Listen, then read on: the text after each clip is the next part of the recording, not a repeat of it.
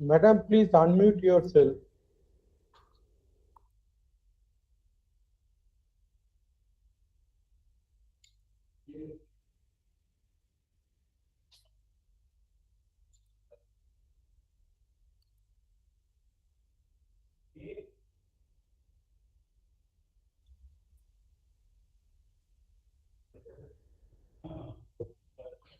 Good afternoon, everyone.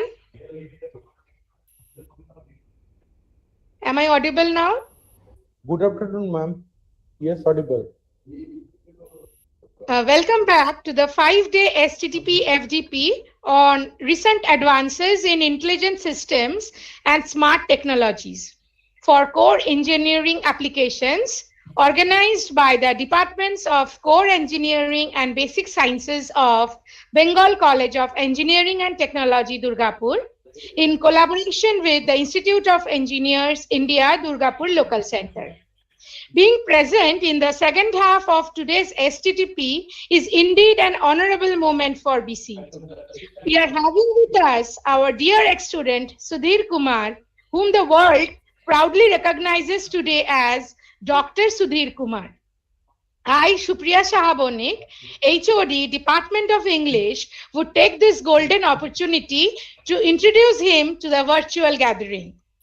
Dr. Sudhir Kumar is currently working as an associate professor in Electrical Engineering Department, IIT Patna. Prior to this, he worked as an assistant professor in Department of ECE at VNIT Nagpur. He was also associated with TCS Innovation Lab Kolkata as a scientist in the broad area of sensor data analytics from February to July in 2016. October 2014 onwards, he was engaged with University of Oxford, UK, as an Erasmus Mundus Fellow in the Department of CS. His areas of specialization include signal processing, communication networks, machine and deep learning. You will be inspired to know that till date, his academic efforts have already earned him a record of 101 publications, 14 sponsored projects, and 3 patents. I would therefore waste no time and thank him for arranging this slot in spite of his busy schedule and request him to get back to his college days and share his valuable knowledge with us. Dr. Sudhir Kumar, the session is handed over to you, and we feel extremely privileged to host such an STTP which showcases the academic excellence of our students. Proud of you. Kindly go ahead. Yeah, thank you very much for the nice introduction. And I am also very much happy that indeed it is a very busy schedule for me, but somehow I've tried to make out the time. And because the BCT Durgapur was my the institution during my BTech program, so I have done the BTech in EC in year from year 2006 to 2010 batch, starting on 6 and ending on in year 10. So since this is the BCT, the alma mater, that is the reason why I thought that it would be the good opportunity to be the part of it. So I'd like to share the screen. So I also thanks the organizer of this FDP for inviting me and giving me this opportunity. So can you please confirm if you can see the screen? Yes, you may continue. The screen is visible. Excuse me, the slide is visible, right? Yeah, the slides are visible. All right, thank you. Go ahead. Yeah, so after my BTech, I chosen my specialization as the signal processing and communication network. And in signal processing and communication network, that was my specialization during my PG degree at IIT Kanpur. And during that time, I had chosen the area called WSN, the Wireless Sensor Network to work on. Because before that, in undergrad, I worked on the image processing, and the supervisor for the BTech project was Dr. Gopal Chandra Das sir. He is in the he is in this program also. Sir, are you there? Yes, sir. Yeah, thank you. So I have moved from the signal processing, starting from signal processing in BTech, then to signal processing and communication network, particularly the wireless sensor network. And I worked on the wireless sensor network. That is if you see the term, the wireless sensor network. Network means interconnection of the devices. Because I focus on explaining each and every word so that you could understand my lecture well. And then the wireless sensor means sensors are there which will measure some event. Measure the event means that will monitor the event. For example, that will measure the temperature, humidity, etc. And that will happen wirelessly. So sensors are there. That is no wired connection was there. I'm talking about year 2010. And then those sensors will be interconnected to form a network. Network means so that the data will go from one place to another place, exchange, and also to form the larger networks to cover a larger area. We need the sensor network. But this wireless sensor network was still, the coverage was very small. At a small scale, only people used to deploy it, and that has not become the practicality. It has not come to the realistic level. And WSN, the main emphasis was on the coordinated data collection. However, in 2014 and 15, this Internet of Things has become quite popular. Though this IoT term has been originated in year 1999 only, and 2005, this word IoT was formally announced. But people have started working on this IoT, after 2010 only, mainly 2014, 15, around that. A lot of companies have started working on this IoT. So you can say in some way that IoT is more generalized version as compared to the WSN. Because in WSN only coordinated data collection was there, some synchronization and all is required. But in IoT, it is a heterogeneous data collection and over a larger range, over a larger network. And in WSN, mostly the sensor node, that is called sensor node, because sensor is a small thing that cannot capture the data. That will capture the data, but that will not process and do the advanced processing.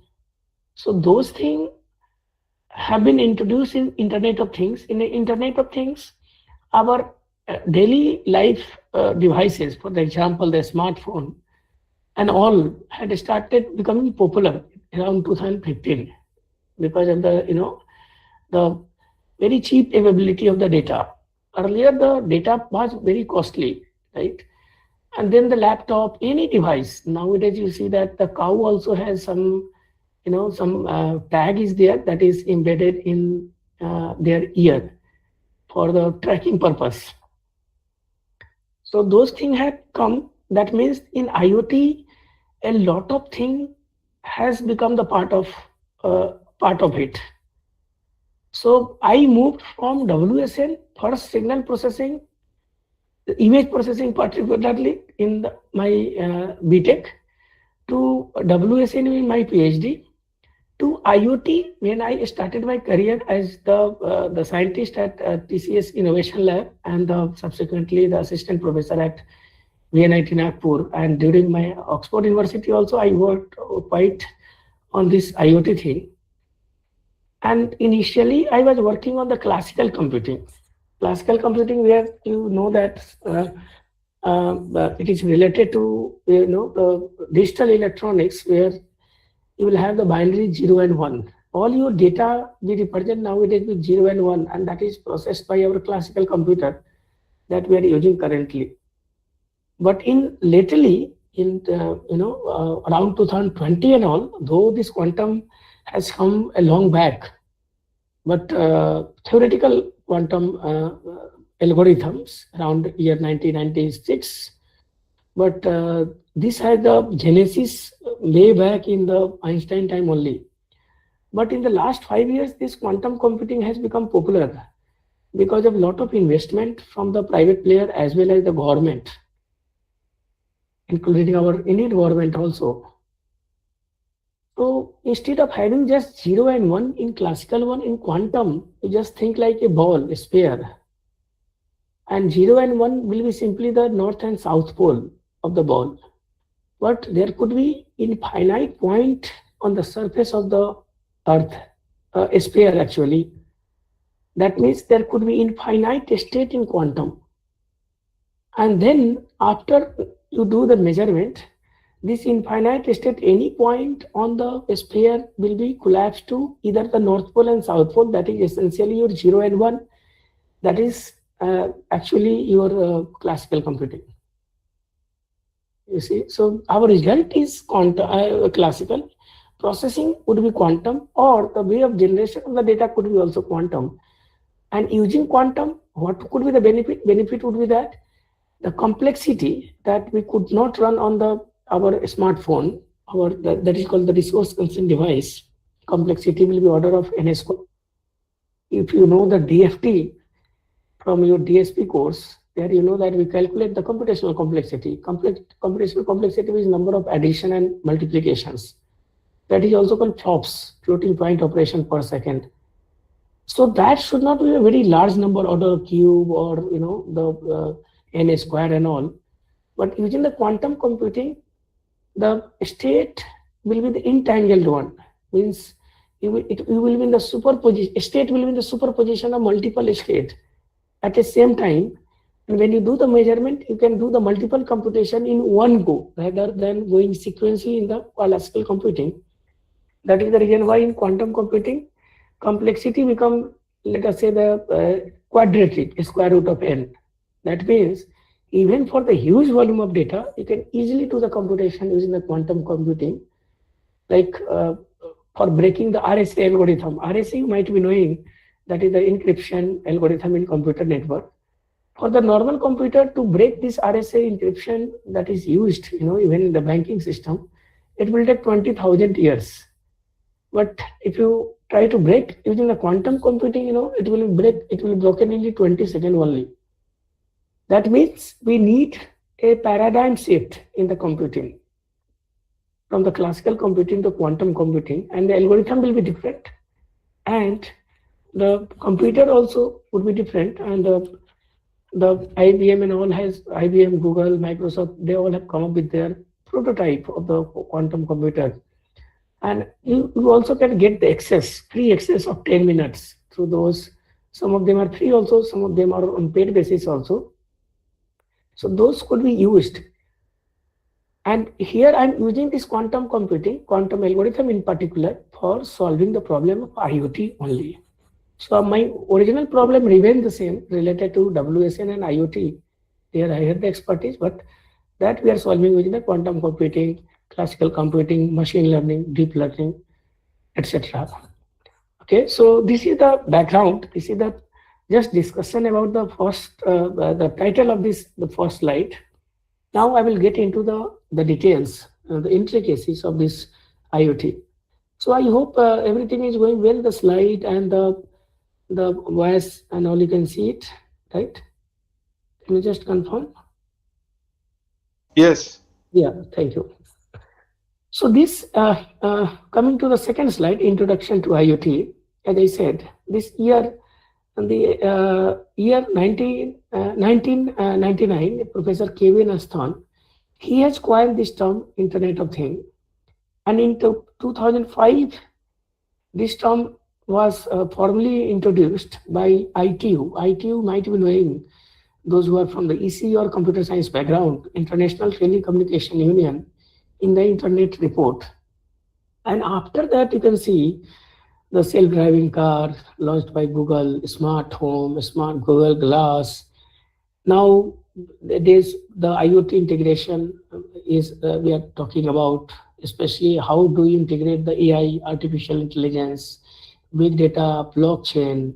This data is little old, but still you can see that lot of things have been integrated in the last 10 years with the IoT. Some of you might be getting the doubt also that what is the relation between IoT and AI, big data, machine learning. So I will answer this question also. And then you might be thinking this IoT, the new term, this has all started from year 99. But I would tell you this term is not, though the term is new, but you can see that the previous, you cannot say the version, but at least you can say that the background was already there on which we were using the internet for the last year, since year 1956. That time there was called computer network, traditional one where the high complexity algorithm can also run on the computer, big CRT computer if you think of year 2000 or year 1990s. But nowadays, the device size, the requirement of power, everything is going down. Some of you might argue that the mobile size has increased, but you see that earlier we were using the mobile phone only for voice communication. But nowadays we are using the mobile phone for almost like a computer, right? You can even install the you can run the MATLAB on the cloud, especially. Lot of things that you could do in the computer, you can easily can be done by the mobile phone. So that means if you move from the computer network, that was called first computer network, ARPANET, that is called Advanced Research Project Agency Network. This was developed by US Defense for communication in the military, and then we move to IoT. So there we need the lightweight algorithm. The computer network algorithm we cannot run on the smart device and all. It will be very difficult to run, right? And for the IoT thing, we need the lightweight algorithms so that the battery power will not be drained off very easily. So you can see that though we have started with the new flavor in year 99, but the background was already been built, and we are still using the computer network since the last around 70 years. But that time still it was not that popular, this computer network. This has become popular, I will tell you, in year around 1990s with the advent of the WWW, that is called World Wide Web. That has the repository of the information. The information are hyperlinked, and how do we get the data, means the request, and then we'll get the response through the www, through the HTTP, because when you write any website like http.iitp.ac.in or www.iitp.ac.in, so still you can see the www is the request you are sending, and from the server through the HTTP you get the response back. Okay, so that is one thing, the introduction of this WWW, World Wide Web. And the second revolution, you can say that of the VLSI technology is of VLSI technology, because earlier we were talking about a very large computer and all. Now it is a small smartphone that has the more capability. So we'll talk about this point in the later slide. So before I get into the details of this, the intricacies of this IoT, first I would like to ask some question to you, so that if you answer this question, then you will easily understand this lecture. First question is that which are the things which can become the part of IoT? Because in IoT there are two words. If you look at, there are two words. One is internet and the second one was the things. It is the internet, full form is the interconnection. Things is some smart object that has embedded hardware, right, and software for processing the data, etc., filtering capability, and all it should have. So you can think like the things as sensors, smart object in the in other words, because sensor will not do everything, right? So it is the interconnection of the things, right? So question was that which are the things which can become the part of IoT? What is your answer?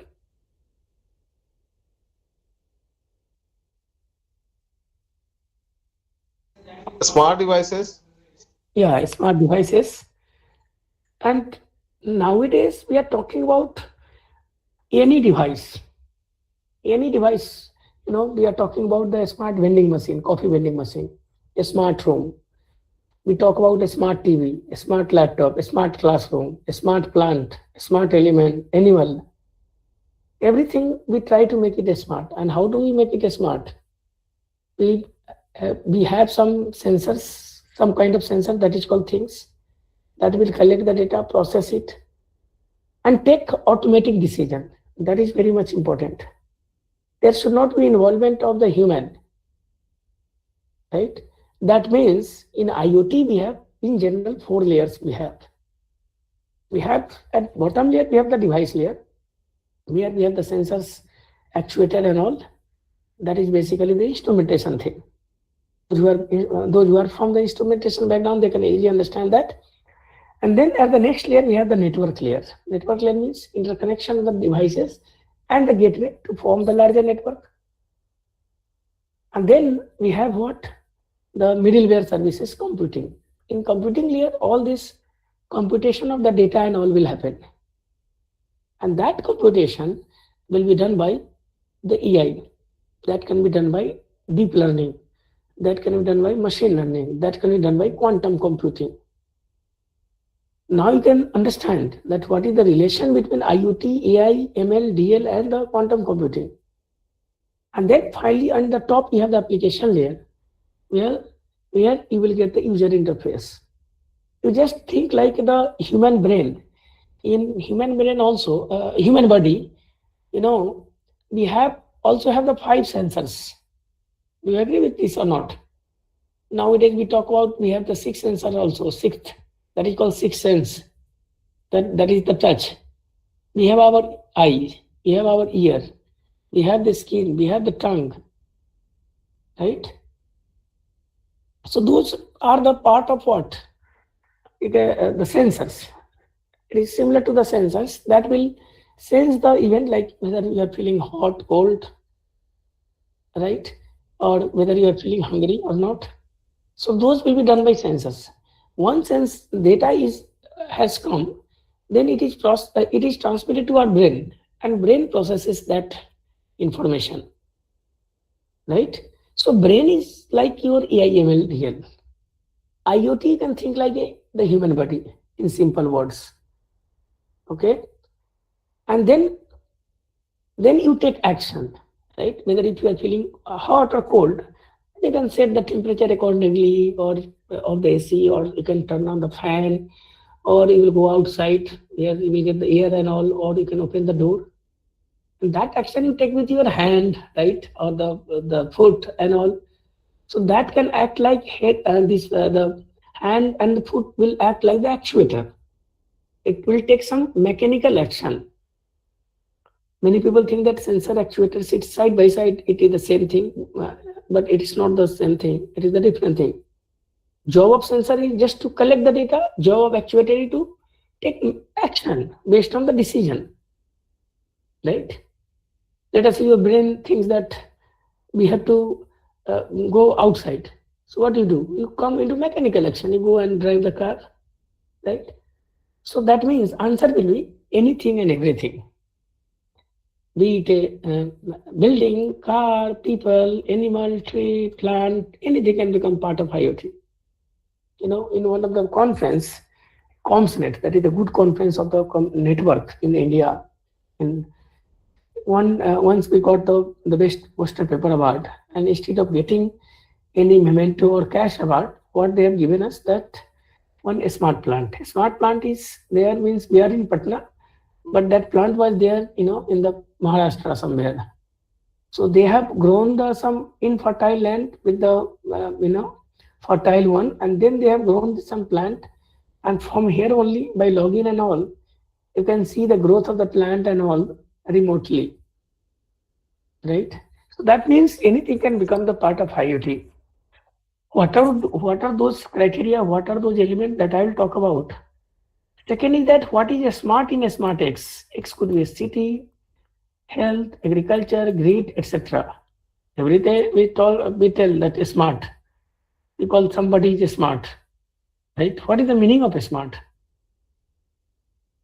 And that is applicable in our IoT also. So meaning of a smart is it should have automation and programming capability.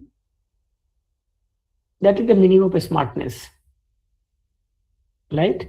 Whatever decision is taken by the human, it should be taken by the machine. And machine takes better decision than the human, I will tell you. Because if the human gets tired, in that case, machine does not get tired. But if there is a fault in the machine, then you will get the wrong result. Otherwise, they don't get tired. You will get the correct result. And it should have some user interface also, like a layman. If you go to the village, now everybody has 2 to 3 smartphones. Those who has not even gone to school. That means their interface, the front end is simple. The back end could be complex, right? Next question is that name few applications of IoT which were not possible a decade back. What are those applications? Can you name some application?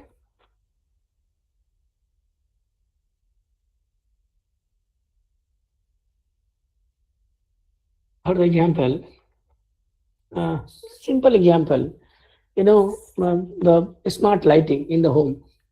When you move into the corridor or the room, the light will automatically turn on. When you go away, it will be turned off. Right? Everywhere a smart urinal is also there. You talk about the coffee, right? Earlier, what we used to do, we used to go to kitchen and then manually we used to make the coffee or tea. But now there is a smart coffee vending machine. You just press button, coffee, tea, cappuccino, whatever you need, you will get it in few seconds only, or fraction of second we can say, not even few seconds. That is the next level of automation. So you might be thinking that this is the highest level. Is this the highest level of automation? That you go to the office kitchen, click on that button and you get the coffee. Or further advancement could be made. What do you think?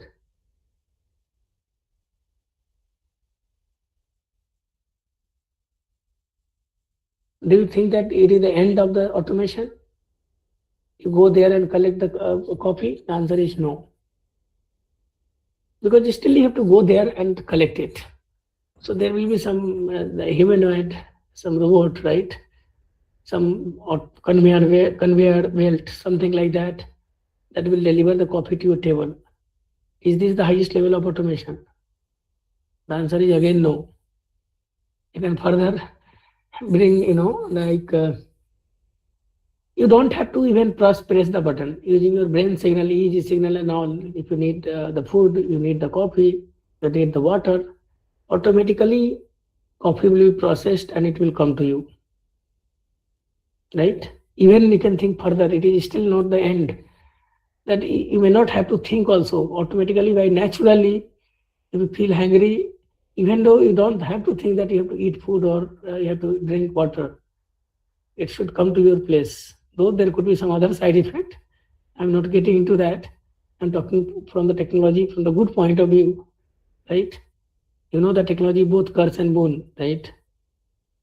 So those days are not very far from here, I could see. You just see in the next 5 to 5 years, what there is going to be drastic, significant change in the upcoming years, right? You see Alexa, the best example. You see the driverless car. So these are the answer: controlling fan or door, automatic lighting, home, etc. What is required to make a things IoT enabled? What is the criteria? When you can say something is IoT enabled? You can say your TV is IoT enabled. or you can say something is smart. When can you say that? Or everything is IoT enabled? Everything is smart? The answer is what? Yes or no? At least you can guess the answer. Everything we see around cannot be part of IoT. There should be some criteria, right, that has to be met. Then only you can say that it is the smart device or the IoT device. You see, I talked about sensor. Just think like the human body. Processing power like our brain. Communication interface for, let us say, coffee vending machine. The request will go to coffee vending machine, then the coffee will come to you. So you need transmission and receiving capability both. That is called transceiver. Power source. Like we need food, machine need fuel. The IoT device will also require power source, either the battery power or main power, main supply, main electric supply. Memory to store the result or data. Most important is the ease of use, means any layman can also use it. We don't like, you do the experiment in your on the breadboard in your lab. So do you think that it will be done by any layman? Those who have not gone to school, the answer is no, it will be difficult for them. It is done by engineers or the professors, right? Technician. But a smartphone is operated by everybody. Do you see what is the difference? Because in breadboard experiment, everything you have to do yourself. Ease of use is not there. But in your smartphone, you have to just press some button and your work will be done.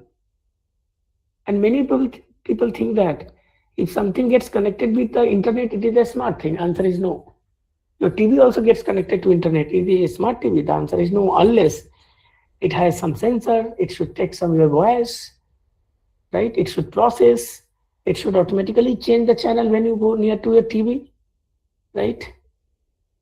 Or when you fall asleep, then automatically it should turn off, right? Then you can say it is a smart. Everything is not a smart. Okay? Because your old computer, old small mobile phone was there. That also used to get connected with the internet through the GPRS, if you recall, of the 2G system. But those were not a smart device.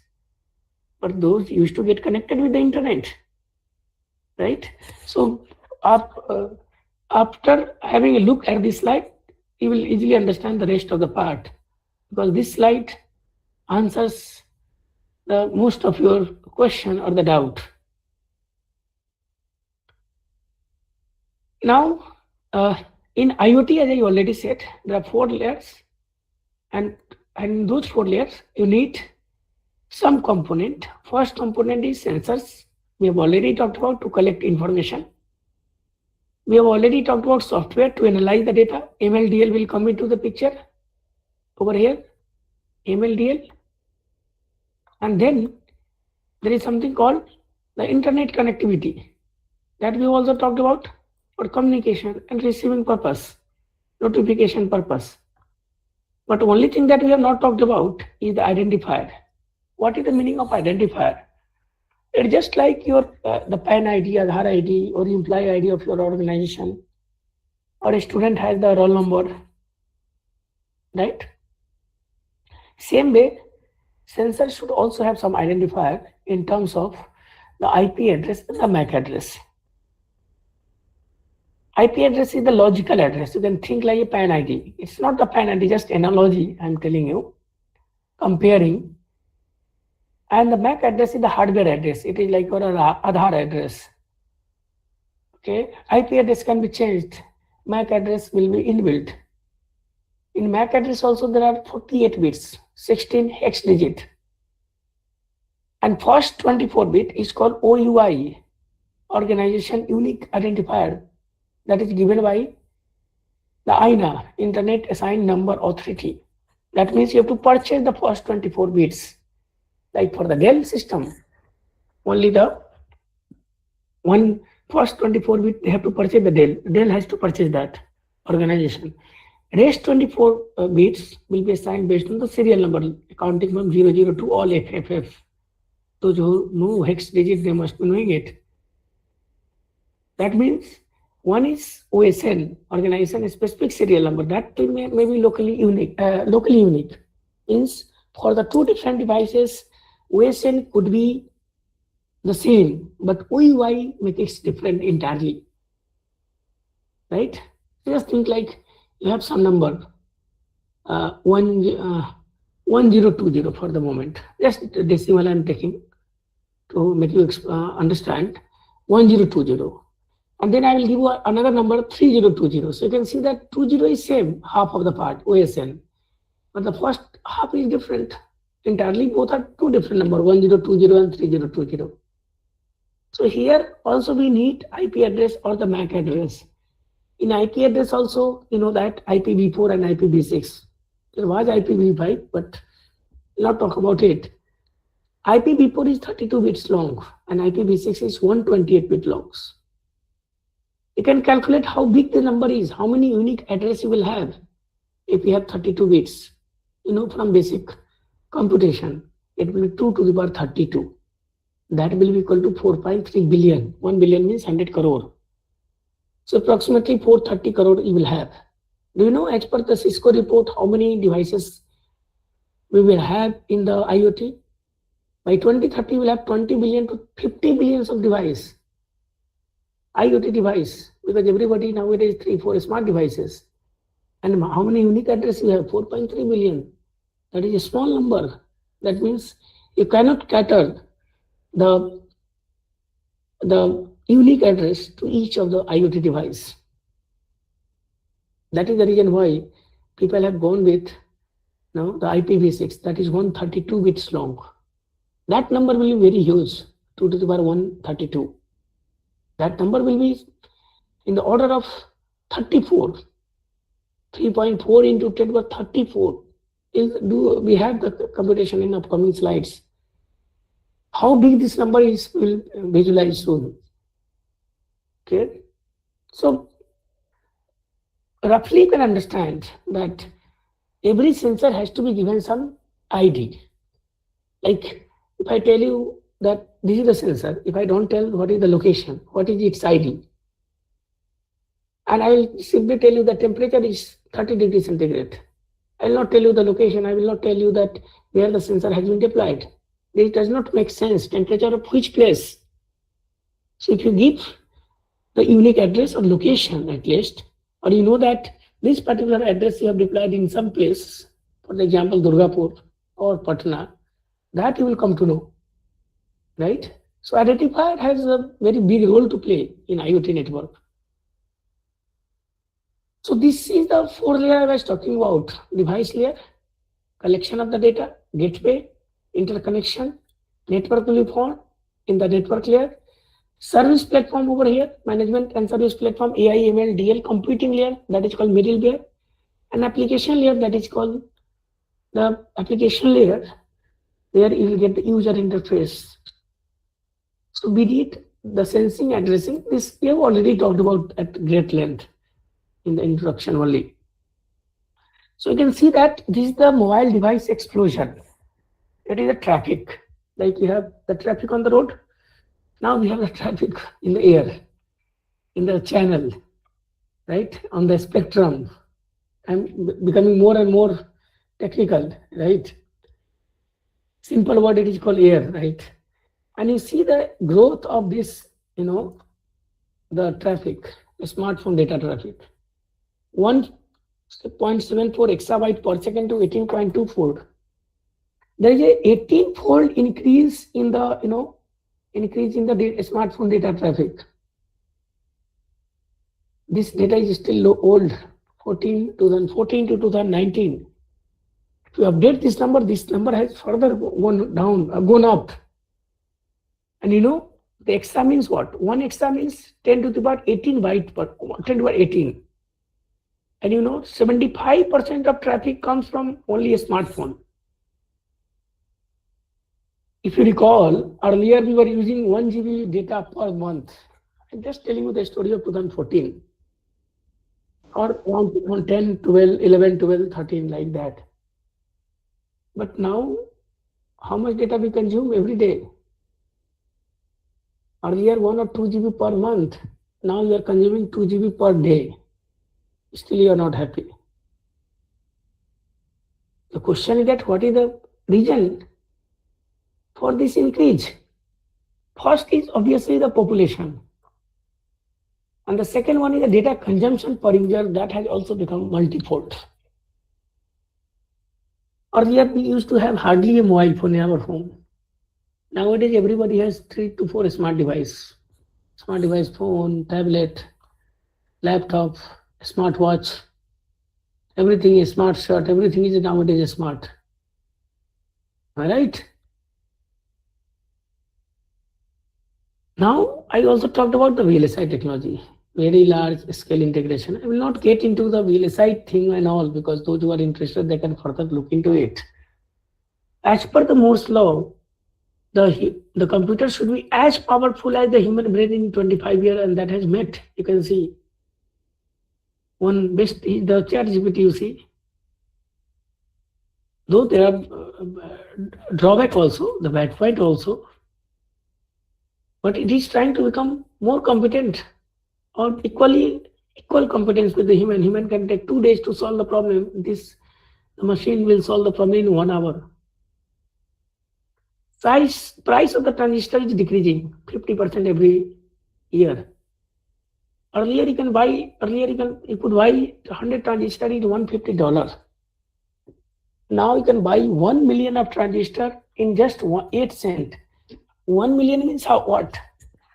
10 lakh. And 8 cent means what? 100 cent means $1.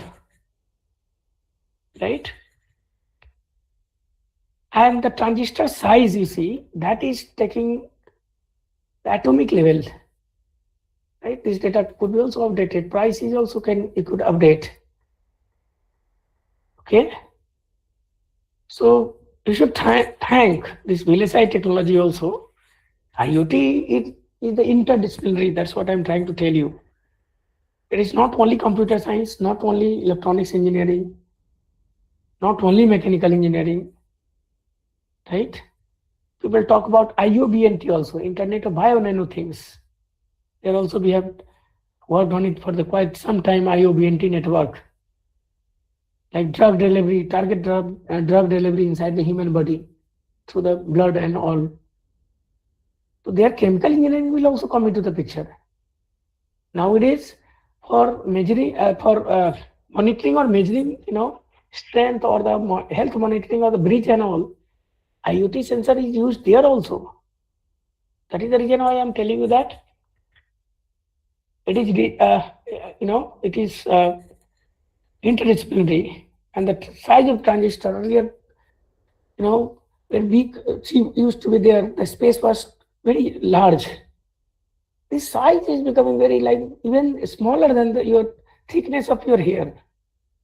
That means you cannot decrease the size further because one component will start affecting the other component, and that is called, that is where the quantum computing comes into the picture. No longer the Moore's law. Okay, just a minute.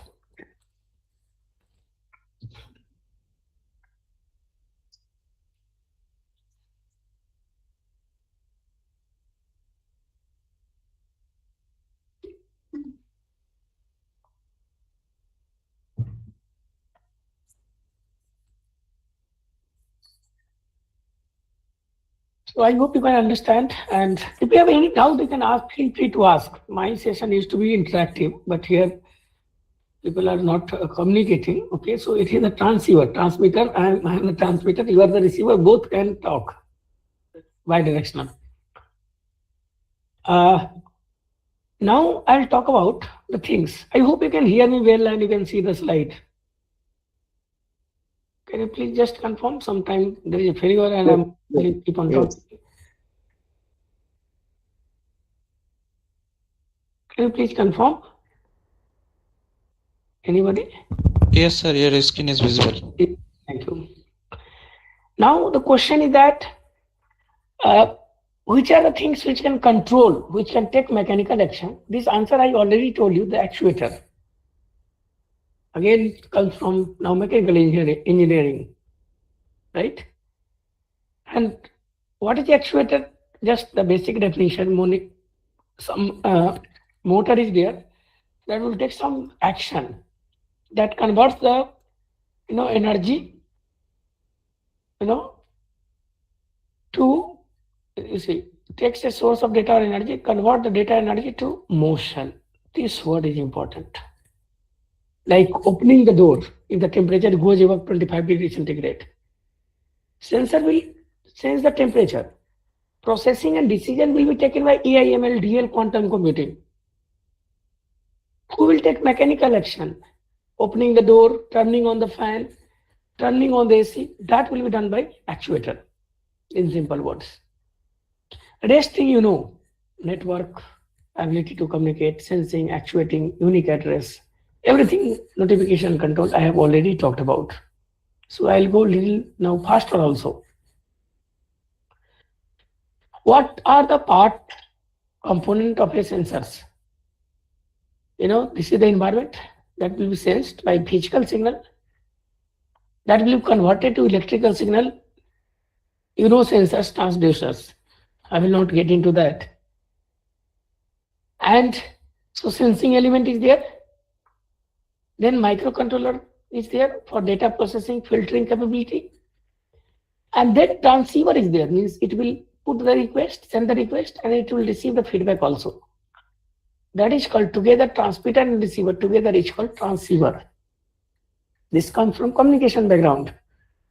That is the reason why I am telling you that this encompasses various fields and subfields. In summary so far, it is not the end of the talk. These are the different sensors. I am not getting into all the details of the sensor. There is a full course. Those who are interested, they can refer to. But I will tell you that applications of the sensors, type of the sensors, temperature sensor for a smart factory, for a smart, not only for measuring the fever, right? Pressure sensor, flow sensor, in fluid dynamics in the factory and all, there also pressure sensor, flow sensor are used where the fluid and all water movement is there, transportation is there. Level sensor is also used there. Imaging sensor, noise sensor, air pollution sensor, for the monitoring the environment, right? Carbon monoxide, ozone amount, noise, all things you can measure. Proximity displacement sensor for robotics. For many times your student, or if you are the student, you might be making some wall follower and all. It simply emits the signal. It hits the object, come back from the obstacle, and the speed of the light, speed of the signals, sound or whatever, this proximity infrared. I know the speed, right? The time, how much time it took from transmitting to hitting and come back. Round trip time. You can easily calculate the distance. Moisture sensor, humidity sensors, smart environment, speedometer, speed sensor, driverless car. This is just the very small set of the sensors. But there are plenty of such sensors, that is used in our daily life. Can you tell me, in our smartphone, this is our smartphone, here also some sensors are there on the screen. Because of that sensor only, the machine detects what button you are pressing. Do you know what is the sensor? Though there are many sensors, but in touch screen, what sensor is there? Have you ever thought of it? That is the reason why I'm telling you that this is a very interesting thing and encapsulate many things over here. The answer is pressure sensor is there in your touch screen. We are using it, but we are not aware of it. That means we have to make ourselves aware, right? That is the purpose of this FDP. No blame means no criticism, but because many people may be from the different background, but still Now IoT, AI, ML is used at school level nowadays, not only at engineering level. And whatever your background is, science, engineering, humanities and social science, whatever, but nowadays our kid, they're also making this project, and so we should also understand because things is new to us also. And I have done the BTech that time also, this IoT and all I have not heard of. Frankly speaking, in 2010-11, I heard of something called machine learning. And I initially thought machine learning is something, related to electrical machine. And I thought that something related to learning of some machine and all is there. It is not related to my field. But later on, I had not realized at that time that it is not the electrical machine we are talking about. Machine means any system which can take automated decision. This thing I have already talked about, IPv4. There are 32 bits, as I already said. Total number of unique address will be 2 to the power 32. And that will be equal to 4.3 million devices. Okay. And as per Cisco report, we have 20 to 50 billions of the device. That means this is not serving the purpose, this IPv4 will not serve. For that, we have to go with IPv6, that is 128 bit long. And when you calculate 2 to the power 128, that will be 3.4 into, 10 to the power 38, not even 10 to the power 34. Can you imagine how big this address size is, IPv6? Nowadays, mostly we have the IPv4, somewhere IPv6 is there. There is a transition also that converts the packet that you want to send to the other network, IPv6 network, that is called, tunneling and all. Those who are from the computer network background, they may be knowing it. But I am asking a very simple question: how big this address space is? You just have to think from your 10th class. Think a sphere, our Earth. Earth is a round shaped, right? You know it. You know the radius of the Earth. That we know it from physics, right? And then we calculate the surface area of the Earth, 4 pi r square from our 10th class.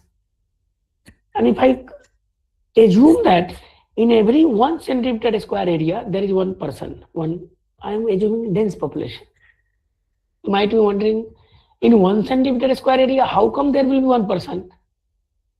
Because our surface area where we can stand, that is itself in several this centimeter square or meter square, right? That means how you will accommodate 1 centimeter square, in 1 centimeter square, one person. That means there will be vertical lines along the G direction. In 100 centimeter square area, there is 100% along the G direction, like vertical lines. Nowadays we are talking about multi-story building, multi-decker bridge and all. Because horizontal growth we can't do, right? Because of the crunch of the space. Vertically can do. So in 100 centimeter square, one person is there. On an average, 1 centimeter square, one person will be there. If you calculate this number, 4 pi r square by 1 centimeter square, so that I can calculate the population, that number will be, if you do the calculation, we will get something 10 to the power 18. This example is given in one standard book of communication network by Leon Gracia. Some of you might have studied it. It is the best book for computer network for the PG level. You will get the population as 10 to the power 18. Still you see 10 to the power 20, still we have the more, means how many such Earth will accommodate this much addresses? 10 to the power 20 Earth, and on each Earth will have a person in 1 centimeter square area. That this IPv6 is going to serve the purpose of the very expanding IoT network. But the thing is that IPv6 is expensive. That is the reason why people go with intra-IP, intranet. In your organization also intranet may be there, because intranet for the internal purpose. Intra and inter has the different meaning. Internet and intranet. Inter means globally you can connect. Intranet locally means within. It has taken from the game. If you play some tournament, sometimes we hear inter tournament, sometimes we hear intra tournament. Right? Inter means between the different institution or colleges, different organization. Intra means within the same organization, same college, same institute, within the different, maybe the different department. Right? That is the reason why for the IoT project and all, people either use this MAC address, because that also you don't have to buy. That is already inbuilt. Right? MAC address people use, or people use the intranet. That is also being used. Okay. Now, I'll talk about RFID. That is the backbone for the IoT network. RFID full form is R stands for the radio. F stands for the frequency, but ID stands for the identification. Radio frequency identification. RFID tag, you might have heard of it. What you can see over here, in RFID system, it has the application, it has the object on which you will embed the RFID tag. And in this tag, you can store all the information, like all manufacturing detail, how it is being shipped, every data will be captured, so that when the item will be delivered to you, you can check it, how it is manufactured, whether you are satisfied with the product or not, right? And those data could be programmable or non-programmable. So that means there are two types of tag, passive tag and active tag. Active tag cost is high. You have to use the power, battery power. Passive one does not require the additional source. Only electromagnetic signal will come. You see over here, wireless, from application to the reader. This is wireless symbol. This is also wireless, right? And that using the energy harvesting, energy in the signal, radio signal, that will be only used to ignite the tag, so that you will fetch the information, you will give to the reader, and reader will give back to the application. Okay. So this RFID tag is used, even in the large warehouse, etc., for the product that is in the shipment, etc. The good point about the RFID is that it does not require line of sight. Line of sight means direct communication up to 12 meters. Data can be modified, programmed. Tags are the hidden. Data can be encrypted. And you don't need to read the tag sequentially. You can do simultaneously. Hundreds of tags can be read simultaneously. These are the plus point, but there are some minus point also. What are those minus points? There are two big disadvantages. One is that you just wrap up with the aluminum foil, metallic material. It will block the radio signal, RFID radio waves. And also interference between the multiple readers and tags. Meaning that I am buying something, nearby customer is also buying something else. But because of the interference at kiosk, I may be charged for someone else's cart because of this interference. So though interference and blocking of the radio wave is there, but still these are the very many good points that is strengthening the IoT network, this RFID technology. Okay. Now I will talk about the communication for this IoT. There are many protocols. Here I am just giving you the high level view. If you are further interested, you have to refer to the books for the more details. I'll tell you the reference and all. So actually, when I teach IoT, we teach it in the 40 hours, but here it is not possible. So that is the reason why I'm giving you the high level view. There are two types of this communication protocol. One is the short range protocol. Under that, Wi-Fi, Bluetooth, Zigbee comes into the picture. That is the unlicensed, works on the unlicensed band, 2.4 gigahertz. That is the reason why when your students make IoT project and all, you don't have to purchase the spectrum and all. like the Airtel and all, they purchase it for transmission, right? They need the license. And there is something called this voice and WM bus, these all are used in the smart meter. Okay. And then you have the long range protocol also.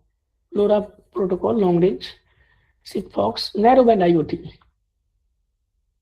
Recently we got the project from ISRO also on interconnection of narrowband IoT with satellite.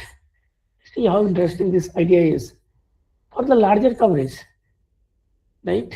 Where internet is not there, there you can communicate through the satellite, right? So this long range protocol is used for the low data rate application, for sending the, like opening the door, closing the door, not for sending the video message. Audio it's okay. Okay, you can open the door even from 10-15 kilometers away. That will be done by the LoRaWAN protocol. WAN means wide area network. This is developed by this IIT BHU by Dr. Hari Prabhat Gupta et al. So you have to choose the protocol as per your need. Whether you need high data rate and larger range, then you have to go for the cellular communication. But if you want to go for the larger range but shorter data rate, smaller data rate, then you can go for the LoRa narrowband IoT Sigfox. But if you want to go for the lower range, lower data rate, then you can go for the Wi-Fi, Bluetooth, the Zigbee, etc. Okay. Now I will talk about 3 applications before we conclude. This application, a smart city, that indoor navigation, this was developed by my BTech students and PhD student. We have already filed the patent on this in year 2022, and we have recently filed the response also examination report based on the report. What we have done over here, that when you think of going to the market, first thing that you think whether we will have the parking space for car or not. That bothers a lot, especially in the crowded city, right? Many times you go there and search here and there for the parking space. You go there, guard will tell you no, nothing is available. You go to some nearby, some other place, or you park on the road. That is also not correct, illegal. Or if you go search here and there, that is the wastage of time, that is the wastage of energy, fuel, everything.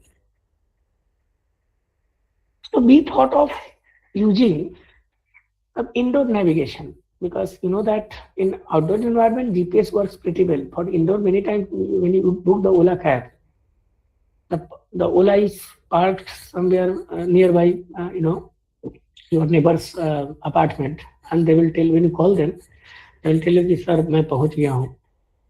You might hear this, right?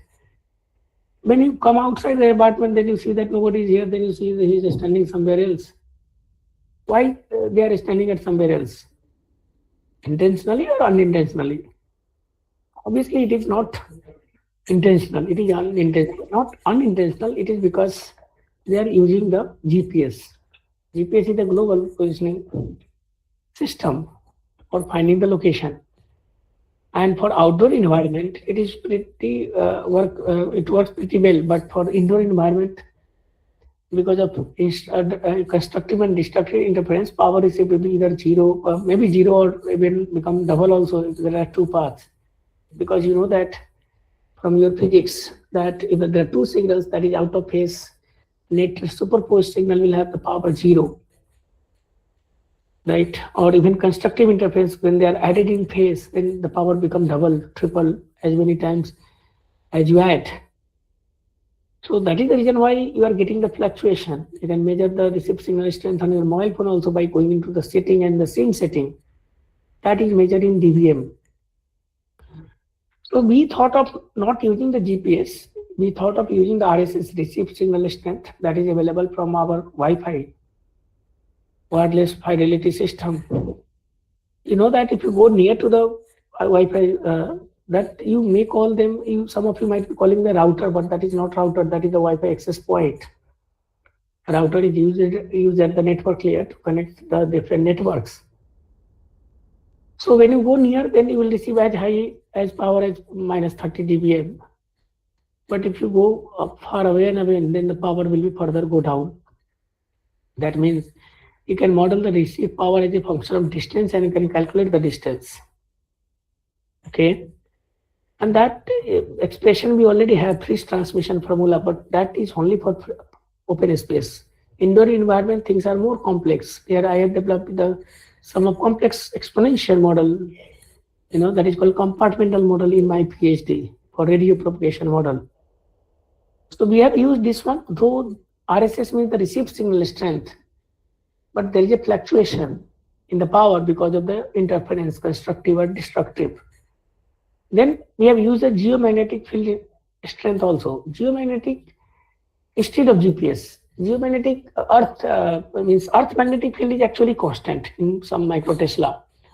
But you know that in our building also, there are a lot of magnetic material, metallic material basically, or the ferromagnetic material. Because of that, the Earth magnetic field gets disturbed. That is called geomagnetic field, disturbance. And that disturbance creates some signature at each location. And that remains static unless you change the infrastructure, especially the metallic material. But that will be locally, unique. Means signature of the micro Tesla at one location and nearby may be same. Because it is the distance, it is not the receive power as a function of distance that will go down. So what we have done over here, we have used in combination geomagnetic field and the Wi-Fi RSS to locate and navigate. We can see on our app only in our surrounding where you are heading to, what are the available parking space. And in parking space, when you go there, then they will guide you to the nearest or the nearest available parking slot, because GPS will not work, because usually your parking and all is in the basement, right? Or very complex building there is an unavailability of satellite signal. So those things we have been used for navigation and location tracking, and we have developed the mobile app also. Same thing we have done for the parking. Your location estimate nearest parking slot, everything is showing. And then we have also done for the smart dustbin also, like the Ola system, like in the large airport and all. You don't have to have the dedicated cleaning staff. Whenever it is empty, then the nearest cleaners or cleaning staff will get the notification, and they will come and clean, and all type of dustbin, type of this garbage and all also being monitored. So those things are there. Even this location and this thing is used in the smart agriculture farming for the large field, for capturing the health of the cows. So I'm mentoring one company that is being run by my earlier PhD student. He is also the faculty member in government institution at RGIPT. And we have, they have come up with a new startup called the Day3 Private Limited, and we work and I give the advice related to how you use the IoT, AI, etc. to monitor the health of the cow, not only for the human. And also in the large field, how you will track their location will be very difficult for a farmer. If they have something called the tag and all, you can easily locate their location, right? For better productivity and all, the IoT is being used, that. So I will not get into too much detail, because some of the things you may be already aware of. If you are further interested, then you can have a look on it, smart agriculture and farming. This quantum computing also I have talked about. This has started the Moore's law, transistor size, circuit all becoming smaller, and this may affect the nearby component. This has all started in year 1994, 1996 by Peter Shor and Love Grover. They have developed this theoretical quantum computer, quantum search algorithm respectively, but nowadays on cloud-based quantum computer is available free, IBM, Google, etc. And you can also make your quantum algorithm and you can run on the cloud And on the Python also, this simulator is there. That also you can check the actual result. We already said quantum computing and sits at the intersection of the physics, maths, and computer science. This thing also I talked about. That so main benefit is the fast solution as compared to the classical computer in the quantum one. That's what I have said when I started the talk lecture. So this is the circuit that is developed. This something called the zero, Kate zero it is called. It is just like your binary zero, but it is not binary to the Kate, it is a column vector. It's put in the superposition of the multiple state. This is the swap operator. As per our algorithm, this is the unitary gate that prepares the state. Okay, this is the vector that I am talking about. Some value is there. That value I will plug over here. So the two different vectors. And what is the similarity between these two vectors psi and phi that you are able to measure over here? After measurement, this is the measurement symbol. This will become either 0 or this will become 1. And you will know that what is the probability of being that particular 0 or 1. Okay, so we have measured the probability of state 1 is 0.0014. So that means it is not likely, but 0.972 similarity score. Okay, so you could also use for the quantum computer for your application. And here this reference is given. You can go through it for more details or finding the location. We have check the performance of the execution time. You see the classical one is going exponential increase when you increase the word size, the length of the data in simple words. But quantum computer, that is remaining static even for the larger data size. That was the key benefit. And here on the right side, we have plotted the CDF, cumulative distribution plot. And here you can see that we have the result for quantum and classical, both are overlapping. That means that we are getting the similar accuracy. What is the CDF shows that? It shows that being 100 meter error, what is the probability, corresponding probability? This is 0.88, 80%. Right? 140 meter, up to 140 meter, probability of this one is 1. So you can see that both quantum and classical have the similar performance, but speed wise, quantum is outperform classical one. Alright, so if you are interested further, you can have a look at the reference or you pick one of the topic. You don't have to work on everything. These are some of the references, selected references. And this is the book that I was talking about. This book I have written 4 years ago. This by the CRC Press. This is book is used in the different countries also. Fundamental of Internet of Things. And here I have discussed the chapter number 1. There are 9 chapters in the book. If you are further interested, you can have a look. Low cost Indian edition is also available nowadays. Earlier, only the high cost one was available in 14,000 rupees, but it is now available in 1,000 rupees or 1,400 rupees only. Low cost edition is also available. This is my email ID. If you are further interested, you can contact me. This is the website link for the more details, for the research papers and all, for the collaboration. If you are interested. So with this, I will stop. Thank you very much.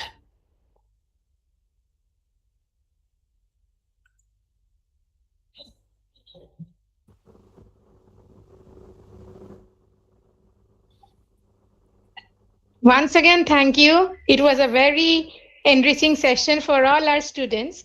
And the best part is, I would like my students of BCET to take you as an example that how one of our students can be so well versed that your way of explanation and the use of slides and the way you are explaining, we were feeling that not only we teachers, even our students have become so wonderful teachers that they are explaining it in such a easy way. I, being from the English background, I also could not help listening to your slides. It was so interesting, your way of explanation.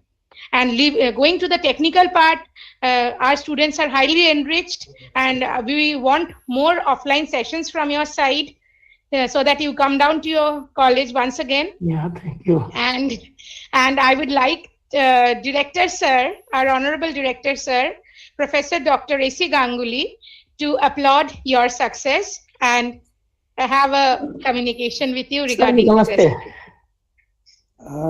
Hello, am I audible? Yeah, you are very much audible, sir. Good to see you after a long time. We are By extremely, during my time also when I was a student.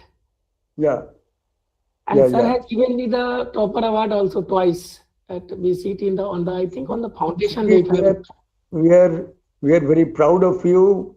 You are doing very well, coming up so well. We request you only one thing, like Supriya has told you, as that your uh, presentation was extremely good. I also part of the portion of the presentation I was present here, and I've seen to it. Very important things you have talked about on IoT, Internet of Things, and what will happen when quantum computing comes in to Internet of Things. And you have published a book on Internet of Things. Fantastic. I request, HODs must contact with you. I think they'll put an order. Some books must be available for the student. I don't know whether it is available or not. And it is available on Amazon and Flipkart, everywhere it is available after my request, because many Indian students were approaching me that, sir, it is a very high price. Then I requested the publisher that please publish the low cost edition also. So they have done it last year only, Indian edition, paperback edition. Because we want more of our students. So why don't you come to the college? We want to have more interaction with you, more interaction. Coming to the college. Thank you, sir. Actually, I'm having more administrative responsibility. I'm handling the incubation center at IIT Patna, and also I'm the chairman JE, Joint Entrance Examination from IIT Patna. So I'm occupied till July. Once the admission gets over, I'm free from August. I will be more happy to come to my institution. Thank you very much. We are proud of you. We have more interaction. We'll call you here. All the students in local colleges will also like to attend your session. Thank you very much once again. Okay, all the best to you. Yeah, thank you, sir. And how are you doing, sir? Keeping your health, sir? We are aged persons, sir. Still, we are continuing.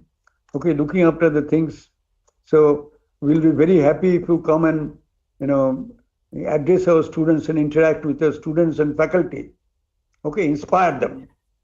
All the best to you, Sudhir Kumar. Thank you. Thank you very much. And looking forward to meeting you all soon. Thank you. And I would like to know that the audience are the students of our college, BCET Durgapur, or other colleges? Students of our college. We have faculty members from various other colleges as well. Okay, and a student also of our colleges, right? And there are students of our college as well. Okay, that's great. We are having our next foundation day again this year on 3rd September. And I officially invite you on behalf of BCET to be present on 3rd September. Fantastic. That will be fantastic. Thank you, sir. Thank you very much. It was all, we had learned it from the professors that were they were there at the BCET Durgapur, and Ganguly sir was the leading since long for the last 20 years. It is like a test match, I can see, and I'm feeling very happy that he is still associated and he is contributing. He was very active, I can tell you, in my time. And still he is active and blessing all of us, and we are growing under his academic excellence. Yeah, and the faculty member is there, the Gopal Chandra Das, GCD sir. He is also there for a long time, and whatever he has taught, still when I teach digital electronics and all, DSP, still I could get the flashback that the GCD sir has taught me, and the similar style we used to follow that. So still I am copying our teachers only, nothing else, and our own improvisement is also there. Thank you, Sudhir. Also bring some novelty, right? Very good. Gopal sir, kindly, we want to see your face. Kindly, the camera is off. No, camera is not off. Gopal sir, okay. Gopal, the camera is off. Yes. Namaste, sir. Oh, now Gopal is available. Right. So I thank Gopal also for getting Sudhir in this session. We are in touch. I am in touch with Gopal sir since then only. Every Teachers' Day I used to wish him. So still I had the connect with long time. I had the struggle time also after my BTech, because I been gone to this IIT Kanpur, and the level and all become very high level, and it was very difficult to cope up. But then we survived somehow there. after one semester, then we realized that I can survive. Now I thank IIT Kanpur also for giving me such a platform. Sudhir, you are at the top, going very well. Go ahead. Our blessings are always with you. Go to the top. Best wishes to you. Okay. Thank you. Thank you. Thank you very much, sir. Thank you. Thank you. So this being a wonderful session, I would like to conclude the session with giving thanks to all the participants, the resource person, as well as to our higher management. And by this, we end the session. Thank you all. Thank you. Thank you. Namaste, ma'am. Namaste. Yeah. Namaste, everybody. Namaste. Many thanks, Sudhir. Yeah, thank you, sir. It was a privilege for me also to present. I used to give a lot of talk across the different institutions, but this is a special one having delivered at my own alma mater. Okay, bye, Sudhir.